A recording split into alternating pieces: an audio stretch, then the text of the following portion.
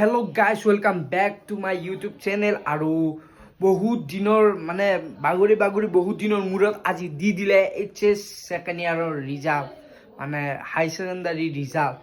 তো কি হ'ল কি নহ'ল আপোনালোকক সকলো কৈছোঁ। আৰু এইবাৰ মানে বহুত শতাংশ ল'ৰা ছোৱালীয়ে মানে পাছ কৰিছে আৰু ফেইলো কৰিছে। তো আৰু মই যোনখন কলেজত পঢ়িছিলোঁ সেইখন হৈছে SBMS কলেজ। আৰু তাতে নকলম নটো কৰিব নোৱাৰি, মানে ইমান ষ্ট্ৰিক্ট কৰে। মানে আপোনাৰ এটা ৰুমতে 4-5জনকৈ টিচাৰ থাকে আৰু মানে পানীও খাব নোৱাৰে। আপোনাক লাগিলে পানীটো লৈ আহি দি দিব, কিন্তু আপোনাক উঠিব নিদিয়ে আপোনাৰ বেঞ্চৰ পৰা। আৰু পৰীক্ষাত কি ক'ম আৰু ইংলিছৰ পেপাৰ টান আহিছে, সেইকাৰণে ইংলিছৰ মানে ৰিজাল্টটো বহুত বেয়া হৈছে। মই আপোনালোকক সকলো কৈছোঁ, তো ভিডিঅ'টো শেষলৈ চাই থাকক। আজি হাই ছেকেণ্ডাৰী ৰিজাল্ট দিলে, তো কি কৰিলোঁ মই গাইজ, মোৰ ৰিজাল্ট ইমান ভাল হোৱা নাই। মই 3rd ডিভিজন পাইছোঁ, আপোনালোকক দেখাই আছোঁ, সেইটো চাই লওক। এইফালে চাওক, এইখিনি হৈছে মাৰ্কছ, আৰু এইটো মই 3rd ডিভিজন পাইছোঁ। এই কম্পিউটাৰ চায়েন্সত পাইছোঁ 54, এডুকেশ্যনত 55। তো কি ক'ম আৰু, বেয়াও লাগিছে, ঘৰৰ পৰা গালিও খাই আছোঁ দুটামান। কিন্তু যি কি নহওক, মই যিখিনি পঢ়িছিলোঁ তাৰে হিচাপত যি থাকে আছে, মানে মই বেছি পঢ়া নাছিলোঁ। সঁচা কথা কওঁ, মই বেছি পঢ়া নাছিলোঁ। তো সেইকাৰণে আৰু যোনে এইবাৰ হাই ছেকেণ্ডাৰী পৰীক্ষা ভাল কৰিছে সিহঁতলৈকে শুভেচ্ছা থাকিলে। তো আৰু এনেকৈ আৰু এটা কথা কওঁ, a single sheet of paper cannot decide your future. আৰু গাইজ এনেকৈ চলি আছে আৰু দিনবোৰ।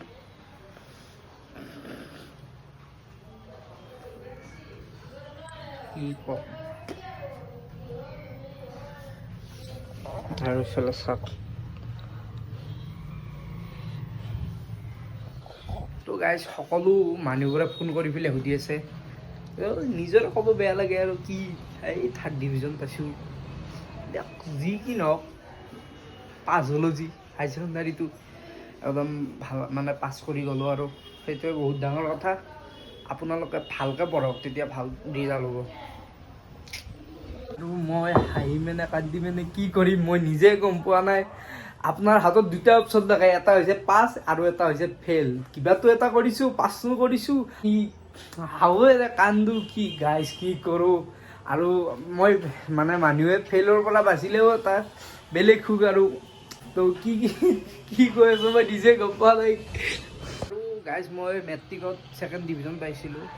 মানে মই CBSEত পঢ়িছিলোঁ তেতিয়া, আৰু এতিয়া মানে যোনটো হাই ছেকেণ্ডাৰী দিলোঁ সেইটো দিলোঁ চেবাৰ পৰা। তো অলপমান টান পাইছোঁ মই, তো সেইকাৰণে অলপ ৰিজাল্টটোও বেয়া হ'ল।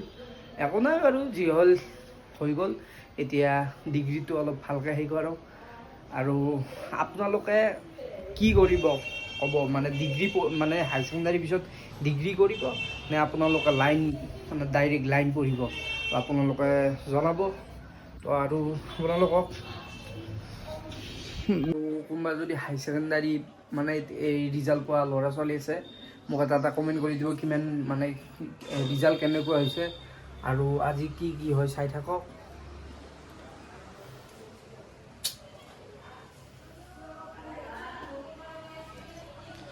গাইজ মই যিখিনি হিচাপত পঢ়িছিলোঁ সেইখিনিয়ে মানে ৰিজাল্ট কৰিছোঁ, কিন্তু ইংলিছত মই ইমান কম পাম বুলি ভবা নাছিলোঁ। আপোনালোকে চাব পাৰে যে আপোনালোকে মানে মই আগতে মানে ইংলিছত মেট্ৰিকৰ আগতে মেট্ৰিক পাছ কৰোঁতে ইংলিছত কি বঢ়িয়া মাৰ্কছ আছিলে, কিন্তু হাই ছেকেণ্ডাৰী মানে মেট্ৰিকৰ পিছত আৰু পঢ়াটোতো নোহোৱা হৈ গ'ল।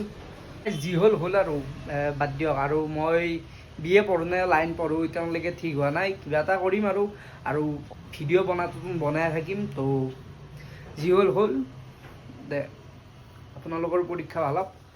ধন্যবাদ।